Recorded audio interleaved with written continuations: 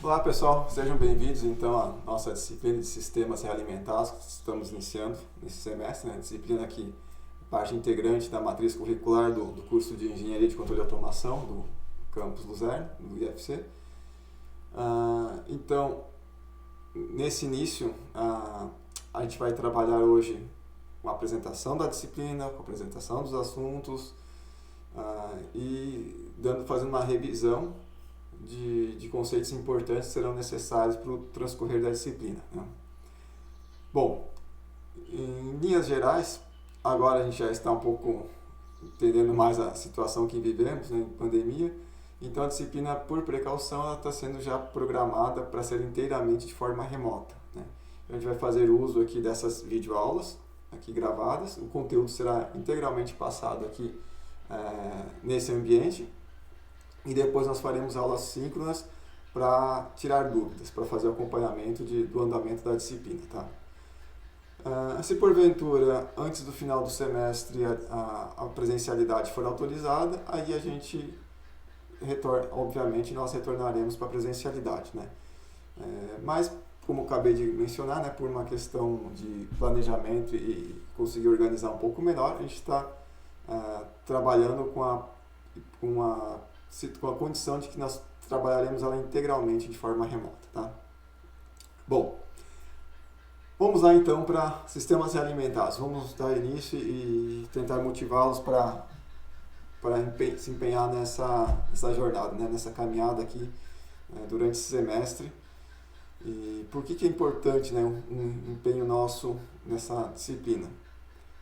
Na formação do engenheiro de controle e automação, essa disciplina, eu diria que ela é a alma do controle, né? Temos a automação, né, que a gente consegue utilizar a automação para aplicar vários conceitos e também aplicar as regras de controle, né? Mas o controle em si, o desenvolvimento, essa disciplina, ela mostra ou ela entrega as ferramentas clássicas, ou as ferramentas do controle clássico, tá? O que nós estamos interessados em fazer aqui, né? Por exemplo,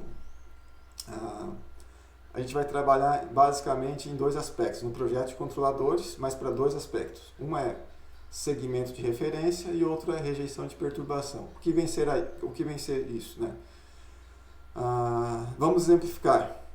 Vamos supor que a gente tem um ambiente que a gente queira manter a temperatura desse ambiente sob controle, né? Num valor desejado. Então, eu vou programar a temperatura do ambiente, por exemplo, para 20 graus. Então, essa é a minha temperatura desejada, minha temperatura de referência. E aí, eu vou ter um sistema de controle que vai fazer a leitura do sensor, da temperatura do ambiente, 20 graus, e vai, de acordo com o projeto do controlador, esse controlador vai dizer para o atuador, que é o nosso sistema de resfriação, se ele tem que aumentar ou diminuir a potência dele para refrigerar mais ou refrigerar menos esse ambiente ou esquentar para manter a temperatura em 20 graus. Então isso seria seguir a referência. Daqui a pouco eu não quero mais 20 graus, quero 25 graus. Então a nossa temperatura de referência muda de 20 para 25 graus. O controle percebe que a referência mudou e que a temperatura do ambiente não está na temperatura desejada. Ele vai solicitar que o resfriador, o atuador, mude seu comportamento, sua potência, vai dar um comando para ele aumentar ou diminuir o resfriamento, para que a temperatura, nesse caso diminuir o resfriamento, para que a temperatura suba para 25 graus, né? Então isso é o segmento de referência. Mas o sistema de controle geralmente tem mais um aspecto envolvido, que é o que a gente chama que é a perturbação. O que seria a perturbação? Vamos supor que nesse ambiente está inicialmente fechado, que alguém abra e feche uma janela, ou abra uma porta. Então vai entrar uma massa de ar que pode ser mais fria ou mais quente e que vai alterar a temperatura real do ambiente. Então a nossa referência permanece lá em 20 graus ou 25 graus, mas a temperatura foi alterada por um outro agente externo que a gente chama de perturbação. E aí o controlador tem que perceber que a temperatura real foi modificada, não é a desejada mais, e ele também tem que atuar de forma que ele consiga neutralizar essa perturbação, consiga, o que a gente chama de rejeitar a perturbação, né? Então ele vai fazer a compensação, aumentando e diminuindo a potência do resfriador, para compensar essa perturbação que afetou a temperatura e estabilizar novamente a temperatura no valor desejado, né? Então, basicamente, o que se trabalha na disciplina é a verificação da temperatura em relação a seguir a referência e temperatura para rejeitar perturbação, né? E isso pode ser para movimento de uma antena também. A gente quer que a antena saia de uma posição e vai para uma posição desejada de tantos graus. Isso é seguir a referência. Mas pode ser que bata um vento e desloque a antena para outra posição. Foi uma perturbação. E aí o controlador tem que perceber que a antena saiu da posição certa e fazer a compensação dessa perturbação, né? Pode ser que seja uma perturbação, um vento constante, esteja chacoalhando ela o tempo todo. Então o controlador tem que perceber isso, fazer as compensações para neutralizar o movimento do vento e manter a antena posicionada na posição desejada, né? Então são exemplos de seguir referência e rejeitar perturbação, tá? Em linhas gerais, são esses pontos que nós atacamos aqui, tá? Como fazer isso? Isso é o que nós estudamos, tá? Na nossa disciplina, é uma disciplina extensa de 90 horas, nós vamos fazer uso de duas estratégias de controle clássicas, né? A gente vai fazer toda a análise e projeto de controladores utilizando uma ferramenta chamada projeto de controladores pelo lugar das raízes. Então essa é uma técnica, lugar das raízes. A gente vai estudar ela e vamos fazer projetos de controladores utilizando essa técnica, tá? Existe uma outra ferramenta também, que é o projeto de controladores por resposta em frequência. Nós vamos projetar os mesmos controladores com os mesmos objetivos, só que com uma técnica diferente, que é a resposta em frequência, que aí nós faremos uso então por exemplo, dos diagramas de Bode para fazer o projeto dos controladores, né? Então a gente vai fazer projeto de controlador por lugar das raízes e projeto de controlador por resposta em frequência. Ambos entregam resultados parecidos, né? Só que são ferramentas diferentes, distintas, que existem relação, são formas de enxergar diferentes, mas elas estão relacionadas, e dominando as duas técnicas, entendendo uma técnica, ela auxilia no entendimento da outra técnica, dominando a outra técnica, ela auxilia no entendimento dessa técnica. Então são conhecimentos importantes e são fundamentais. Não se admite um engenheiro se formar em engenharia de controle de automação, ter um diploma de engenheiro de controle de automação e não conhecer essas duas técnicas, né? Elas são as clássicas, elas são básicas, né? Então elas são fundamentais esse entendimento. Então são essas duas ferramentas que nós trabalharemos na disciplina durante o semestre inteiro praticamente. É claro, vai ter análise de estabilidade, a gente vai utilizar a análise de Nyquist, Nichols, então tem outras ferramentas a mais que serão também olhadas, mas a essência do projeto de controlador, lugar das raízes e resposta em frequência, tá? Bom, eu acho que esse é o contexto que nós iremos trabalhar, acho que está claro, né? E claro não está, né? Eu só mencionei nesse momento, vocês acreditam, né? O que a gente vai deixar claro vai ser no decorrer do estudo dessas ferramentas aí que elas vão se tornar mais claras, né? Claro. Vamos iniciar então por uma revisão, né? A gente vai ver aqui o sistema em malha aberta, sistema em malha fechada, conceitos que já foram trabalhados lá nas sistemas lineares 1, principalmente nas sistemas lineares 2, conhecimento lá da transformada de Laplace e da resposta em frequência trabalhados em sinais 2, elas são fundamentais aqui. Se aqueles conceitos foram bem absorvidos, agora você vai ter tua estrada pavimentada. Se aqueles conceitos não estão, você vai ter uma estrada de chão que você vai ter que pavimentar ainda, né, para andar. Mas enfim, o que a gente já sabe? A gente tem um sistema que a gente tem entrada e saída, né? Então a gente consegue representar isso já por um diagrama de blocos, né, que a gente tem nosso sistema, que é dado por uma função de transferência, onde nós podemos aplicar na entrada uma resposta desejada e podemos ter aqui na saída uma resposta real. Aliás, podemos não. A saída vai ser a resposta real, né? Em malha fechada, em malha aberta, não é muito fácil conseguir jogar uma resposta desejada e que essa resposta real seja exatamente a resposta desejada.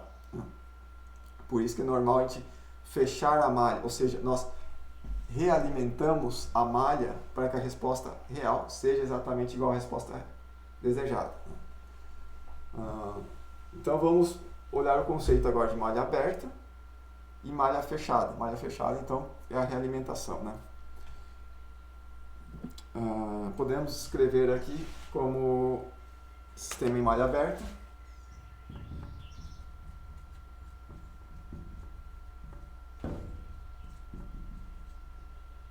Em malha aberta. Vou deixar só assim, né? Escrito dessa forma. Ela não consegue. O que seria um sistema típico de malha aberta, né? Vamos supor que a gente tem aqui uma entrada de referência ou resposta desejada.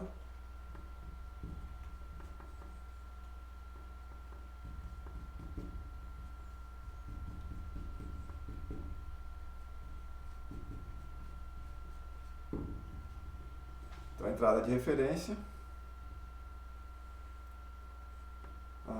Essa entrada aqui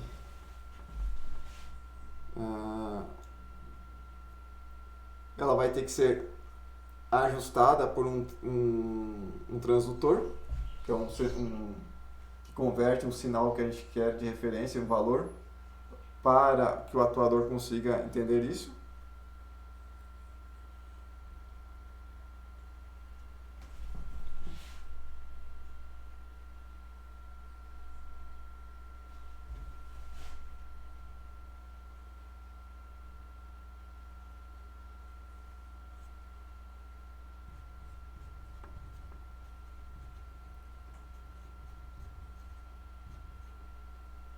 Por exemplo,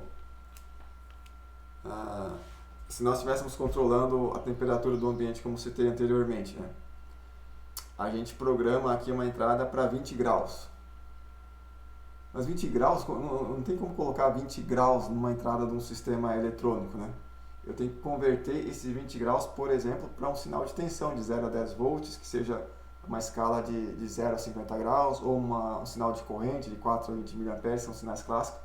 Então a gente tem que fazer uma conversão dessa grandeza física aqui por uma grandeza elétrica que seja compreendida, né?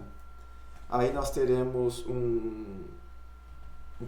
nosso o compensador, o atuador, né?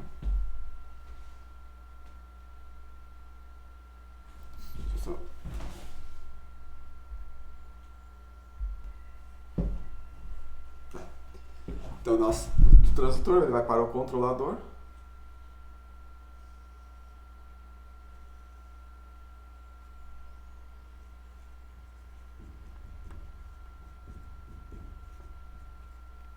Controlador, que vai dizer se a potência tem que ser alta ou baixa, ou liga e desliga. Aí nós podemos ter nesse sistema, depois que passa pelo controlador, pode acontecer perturbações. A gente faz um somatório aqui que perturbações podem ser acrescentadas ao sistema.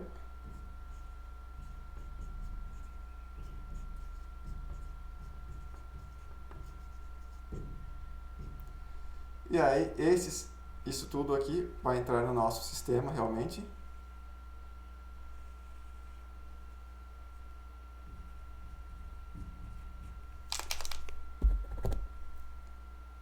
Vai entrar aqui no nosso sistema. E aqui teremos a nossa variável de saída mesmo, que é a variável real, né?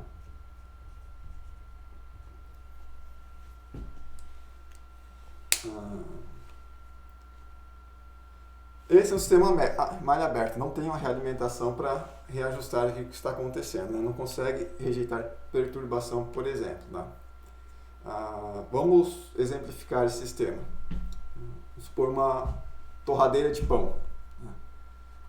Qual é o que a gente poderia colocar como você tem lá um botãozinho que gira e coloca em termos de temperatura, maior, menor, né? Aquilo lá não é temperatura, na verdade, é uma escala que o nosso interesse, nossa entrada de referência, o nosso desejo é que o pão saia naquela coloração desejada, naquele tostado desejado, né? Então, o que nós temos lá é uma escala de o quão tostado o pão vai ficar. Aí tem um transdutor que, conforme a gente girar, vai converter para um sinal elétrico para o controlador deixar mais tempo ou menos tempo o pão naquela temperatura, ou aumentar ou diminuir a temperatura para tostar mais ou menos. Então vai ser esse o objetivo do controlador, né? E aí o sistema é as chapas com o pão dentro, e aí vai ter a saída do pão. Depois de tanto tempo ele vai sair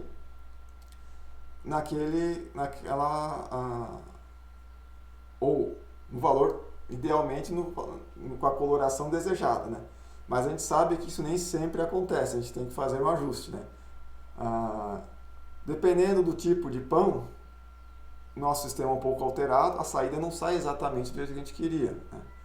Um dia mais frio, mais calor, não sei, o posicionamento do pão, enfim, nem sempre vai ser exatamente do jeito que a gente quer. Então, em malha aberta vai funcionar dessa forma aqui, né?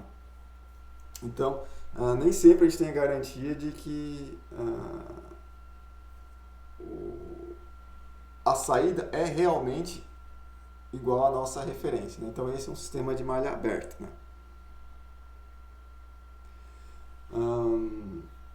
Outro exemplo, não tem a ver com o transdutor, né? Mas um outro sistema de malha aberta, né?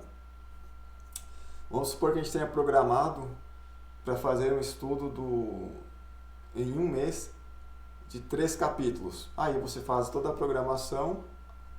Aliás, a gente programou 3 semanas para fazer o estudo de 3 capítulos de um livro. Então, você ajustou em malha aberta, você pré-programou isso para que ele fosse o nosso sistema, que se você estudar um capítulo por semana, em 3 semanas teremos os 3 capítulos estudados. Então a gente começou a estudar a primeira semana, segunda semana estudou um capítulo, segunda semana estudou o segundo capítulo. Então a saída está sendo de acordo com a referência. Só que daí na metade da terceira semana entrou um 4º capítulo para estudar. Entrou uma perturbação. E aí você tem 3 dias, 4 dias para estudar, para finalizar o 3º capítulo e ainda estudar um 4º capítulo. Aí vai bater as 3 semanas, você não vai conseguir ter estudado todos os 4 capítulos. Então foi uma perturbação que entrou no sistema e você não conseguiu mais corrigir. Isso vai terminar em 4 semanas, pelo menos, para estudar os 4 capítulos. Então, em malha aberta você não tem essa adequação, né? Quando é em malha fechada, você consegue perceber isso e começa a determinar, se estava programado só 6 horas de estudo por dia, em malha aberta vai continuar estudando 6 horas por dia. Se entrou um 4º capítulo, ele vai se auto-ajustar e vai começar a estudar, então, nos 4 dias restantes, no lugar de estudar 6 horas por dia, vai estudar 14, 15 horas por dia, para conseguir finalizar os 4 capítulos em 3 semanas, né? Então, é exemplo aqui de sistema em malha aberta, né? Então, vamos olhar agora o sistema em malha fechada.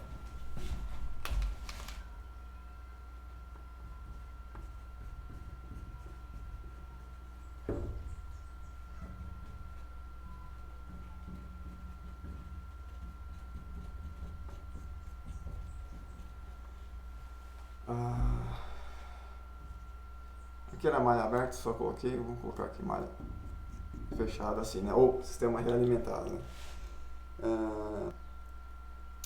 Ou controle com retroação, né? Então nós temos, vou tentar desenhar aqui, nós temos nossa referência, entrada de referência. Eu vou colocar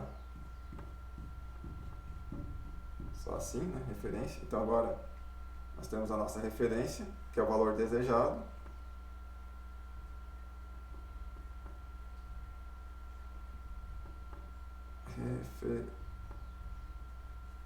Referência. A mesma coisa, tem que ter um transdutor para ajustar temperatura, graus para um sinal elétrico.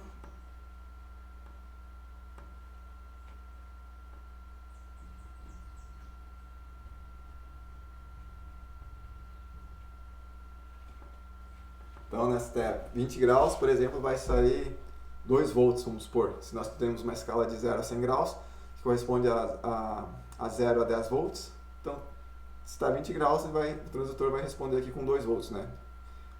Bom, o que eu vou fazer? Esse aqui é o valor de referência, é a entrada, e a saída sempre corresponde ao valor real.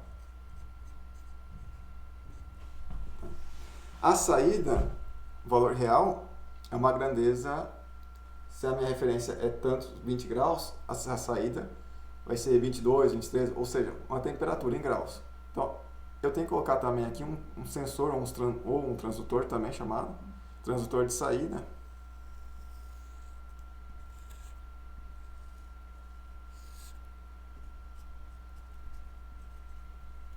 Transdutor de saída. Feia aqui a letra. Não.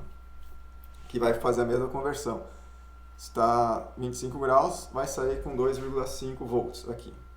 Agora que eu estou com volt e volt, tensão e tensão, poderia ser corrente e corrente, a gente vai comparar a referência com o valor real.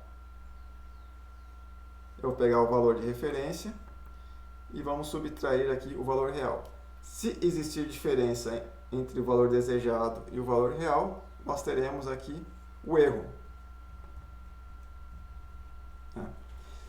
Esse erro é o que nós queremos corrigir.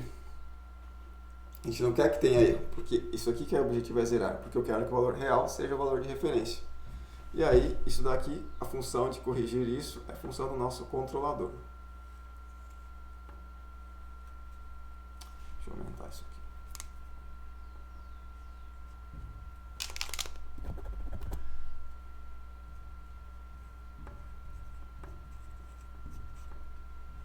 Aqui, controlador vai perceber que existe o erro, que esse erro está grande, o erro está pequeno, e vai dar um comando para o atuador, para a planta, mudar seu ponto de referência, né? E nesse instante, nesse meio termo aqui, após o controlador, ainda podem ocorrer perturbações.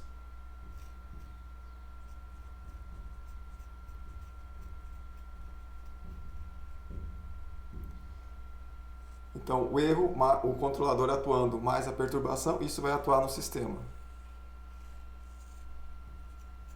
que é a nossa planta, né?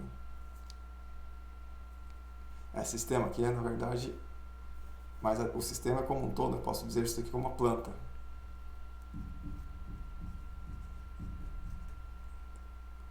O processo.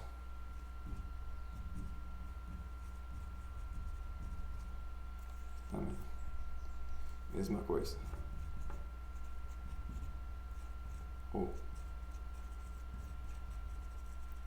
O processo, né? E aí, isso daqui trabalha de forma realimentada. Então, observe que antes o controlador só atua na referência. Agora o controlador atua no erro. Se tem erro, se está igual ou está diferente, ele está trabalhando. Mas a perturbação está entrando depois do controlador, como que ele vai corrigir? Tá, mas a perturbação vai entrar depois, que vai afetar a saída, que vai afetar o erro. Então o controlador vai pode continuar trabalhando aqui mesmo que no diagrama apareça depois. Pelo fato de ter a realimentação, o controlador consegue verificar a perturbação. A perturbação vai fazer esse caminho aqui e vai refletir no erro. Nesse sistema, o controlador age no atual. Entrou a perturbação aqui, a saída já vai ser afetada e não tem como o controlador saber que a saída ficou diferente da desejada. Então, por isso que aqui o sistema em malha fechada é muito mais vantajoso do que o sistema aqui em malha aberta. Além disso, mesmo que nós não... Vocês podem estar perguntando, tá, professor, mas então se eu não tiver perturbação, malha aberta é mais simples, né, do que fazer essa realimentação aqui. Eu não preciso desse sensor aqui. Então, se não tiver perturbação, aqui está tudo certinho, né? Vai atuar bem. Não 100%, porque esse modelo de planta aqui teria que ser muito preciso para que a gente conseguisse projetar um controlador de que a gente, aplicando uma entrada, a saída fosse realmente igual à entrada, né? Além de ter dificuldade de modelar de forma precisa, ele pode sofrer variações, né? Então, um dia ajustado o controlador, por exemplo, sistema de temperatura do ambiente novamente. As paredes do ambiente não são isolantes ideais, que a gente garante sempre, todos os dias, a mesma transferência de calor. Se eu tivesse sempre perfeitinho ali, que fosse um isolante ideal, tudo bem, uma boa modelagem poderia ter uma precisão aqui nos valores. Mas como as paredes podem trocar um pouco de calor, se um dia externamente é mais calor ou mais frio, vai afetar essa planta, esse processo. Então o controlador não pode atuar sempre para uma mesma referência de 20 graus. Se um dia estiver muito frio, com 20 graus ele vai atuar de uma forma. Se outro dia estiver mais calor, ele vai ter que, se ele atuar da mesma forma, a saída não vai, a temperatura ambiente vai ser alterada, né? Então é difícil, mesmo em malha aberta, mesmo que não existisse perturbação, a gente ter uma precisão tão grande na planta aqui, o processo, para que a gente tenha sempre um ajuste de controlador, né? Já nesse sistema, como ele está atuando no erro, se um dia tem erro maior ou erro menor, o controlador percebe isso e faz o ajuste para manter a saída sempre igual à referência, tá? Então, basicamente, é isso aqui que a gente trabalha na disciplina. Fazer o projeto desse controlador aqui em malha fechada, tá?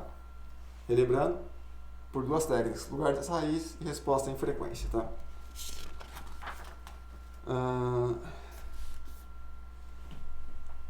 Bom, o que a gente, logo em seguida, para onde que nós estamos nos encaminhando, tá? Então vocês percebam que, como estou falando aqui, o controlador vai atuar no erro. Então o erro é algo importante para a gente, esse parâmetro aqui, erro, tá?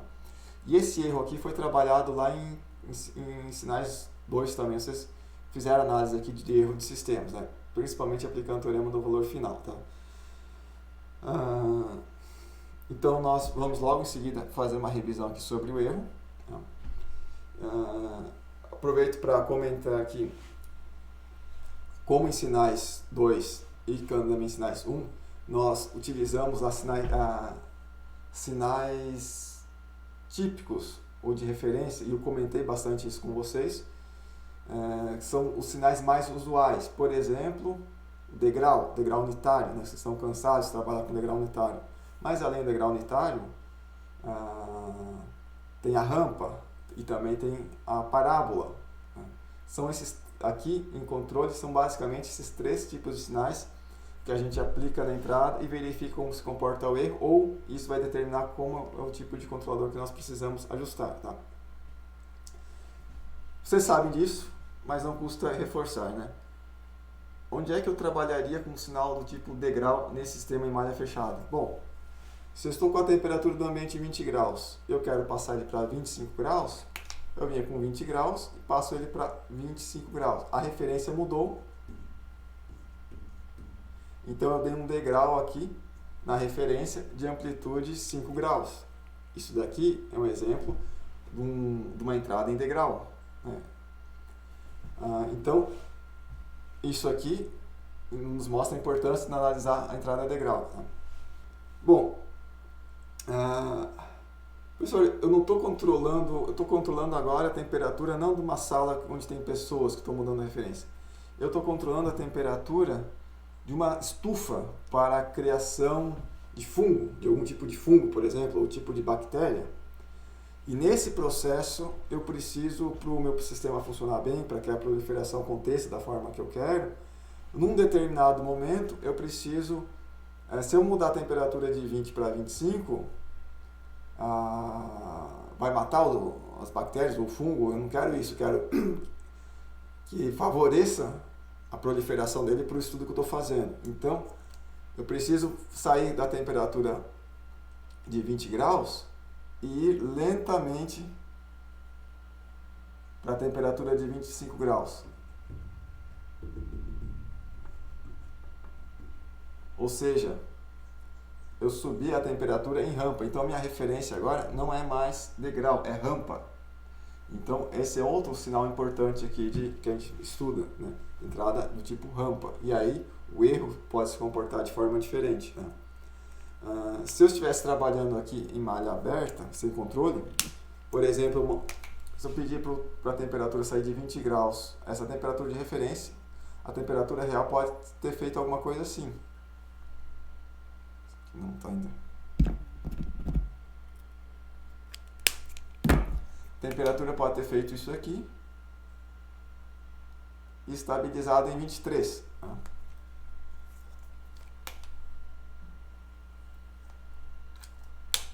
Então a gente sabe que isso daqui é o nosso erro, tem 2 graus de erro. A rampa pode ser que ele tenha feito isso daqui, e aí esse daqui é o erro em relação à rampa, não subiu exatamente do jeito que a gente queria, né?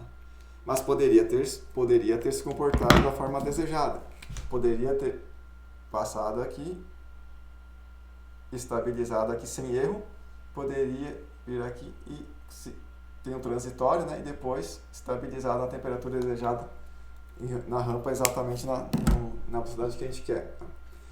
Veja, falei na velocidade desejada.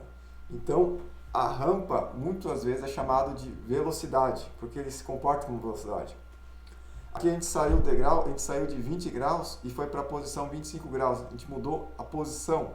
Então, isso daqui a gente é chamado muitas vezes de erro de posição. Tá? E tem mais um terceiro sinal que a gente vai utilizar bastante, que é a aceleração. Em alguns momentos a gente não está interessado, por exemplo, controle para seguir um míssil, por exemplo, que tem variações de aceleração. Então a gente estaria interessado em seguir não simplesmente a rampa ou aceleração, nós estaríamos interessados em seguir um comportamento dessa forma aqui, parábola. Né? Então essa daqui, não só isso aqui é linear, mas também aqui nessa forma aqui de parábola. Né? Então isso daqui a gente chama de parábola, sinal de entrada, né? Parábola ou aceleração.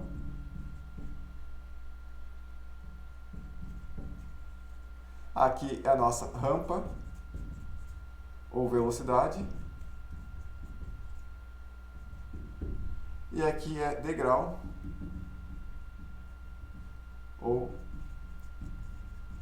posição. Então, são basicamente os 3 sinais de referência que os controladores devem seguir. E com esses 3 sinais a gente consegue controlar a grande parte das variáveis de interesse. Tá? Então, se a gente quer controlar temperatura de sair de um valor para outro valor, a gente coloca um sinal de entrada, né, conforme degrau ou posição. Se a gente quer uma variação linear, é do tipo rampa.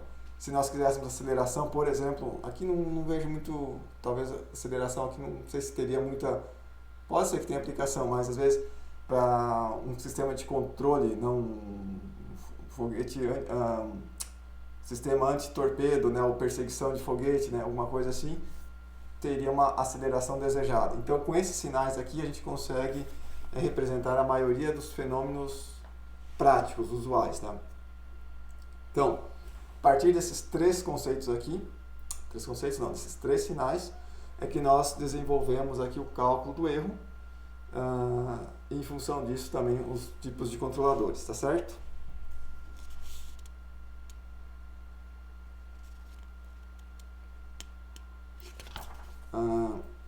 É claro, tem ainda,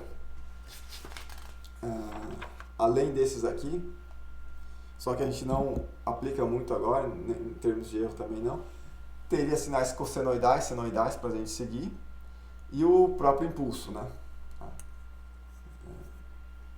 São outros sinais também relevantes, mas nós vamos nos concentrar nesses 3 aqui quando nós formos para nossos projetos de controle. Tá?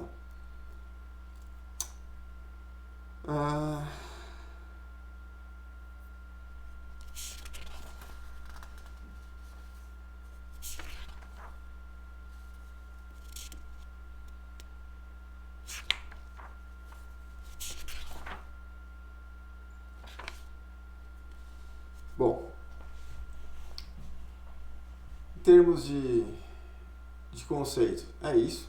Tá?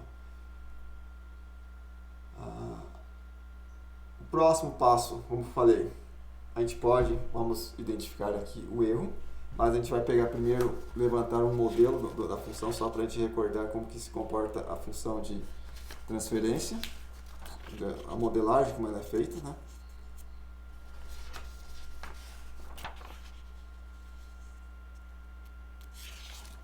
Deixa eu só recordar aqui se tem mais alguma coisa para comentar que eu estou esquecendo.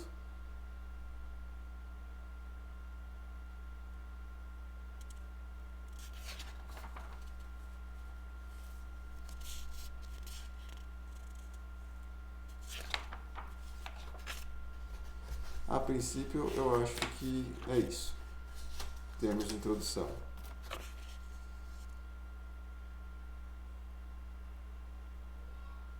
Bom, tá útil. Ah, tá. Era isso que eu estava procurando. Sabia que tinha alguma coisa para comentar. Agora achei, localizei. No que nós nos baseamos para fazer o projeto controlador? Eu comentei aqui até então, só que a valor de saída, valor real, seja igual à nossa referência. Estou usando bastante o exemplo da temperatura. Antes eu usava bastante o exemplo da antena, né? É a mesma coisa, né? Só que da forma que eu estou falando, eu só estou atuando no erro. Mas o controlador, ele faz mais do que isso. A gente consegue, quando possível, e a gente trabalha para que a gente faz análise para verificar se isso é possível, que ele saia da posição que nós estávamos para a nova posição desejada no tempo desejado, ou num tempo máximo permitido que o nosso requisito de projeto nos define. Tá? Então, esses são os requisitos de projeto. Então, quase sempre um requisito de projeto é o básico, a gente parte do princípio é que o erro nulo ou um erro inferior a 1%, a gente vai dar um percentual de erro tolerável. Na maioria dos casos, a gente quer que o erro seja nulo, realmente nulo, né? Então a gente não quer que tenha esse erro aqui. Mas é possível que uma especificação permita uma variação de erro aqui. Isso às vezes facilita o nosso projeto. Então, especificação de erro é um requisito de projeto que a gente vai utilizar ele como na hora de pensar no controlador.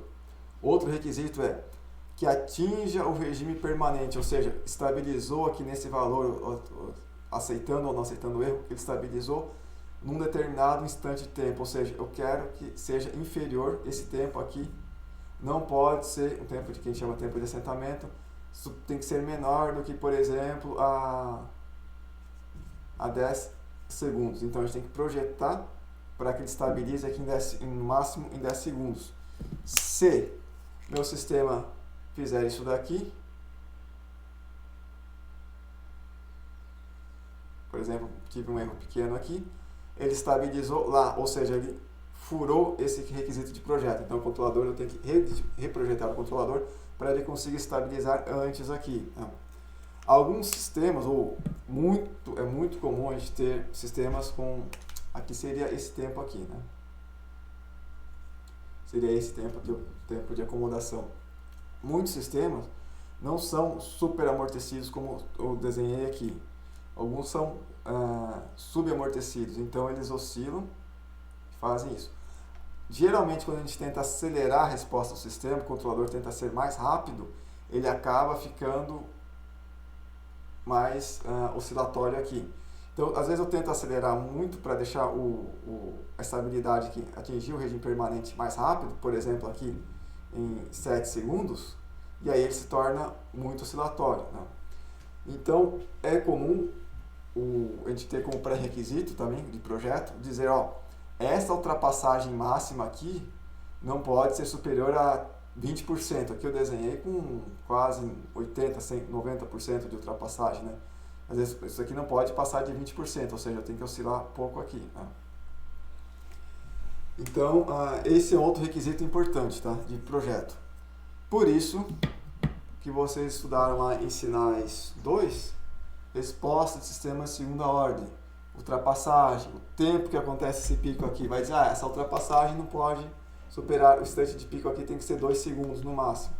Então, como avaliar aquele sistema lá, resposta integral, você tinha uma ultrapassagem, valor de ultrapassagem, instante de pico, instante de assentamento, erro em regime permanente. Então, isso foi trabalhado em sinais 2, para que agora a gente fizesse uso, né?